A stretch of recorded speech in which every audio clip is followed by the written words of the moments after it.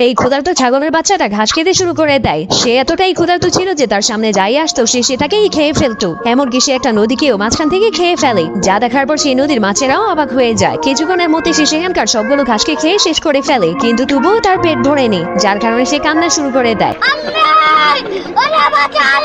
তখন তার কান্না শোনার পর তার মা সেখানে এসে তার উপর অনেক রেগে যায়, কারণ সে তার মায়ের ঘাসগুলোকেও খেয়ে ফেলেছিল। যার কারণে সে তার মায়ের উপর অনেক রেগে তার শিং দিয়ে দেয়ালটাকে গুঁতো মেরে দেয়, যার কারণে সেই দেয়ালটা ভেঙে যায়। ঠিক তখনই সে ভাঙা দেয়াল দিয়ে ঢুকে সেখানকার ঘাসগুলোকেও খেতে শুরু করে দেয়, কিন্তু এই জায়গাটার মালিক ছিল এই বিড়ালটা। এরপর যখনই ছাগলটা ঘাস খেতে খেতে তার সামনে চলে যায়, তখনই বিড়ালটা তাকে পা দিয়ে থামানোর চেষ্টা করে, কিন্তু তখন শয়তান ছাগলটা বিড়ালের পাটাকেই খেয়ে ফেলে।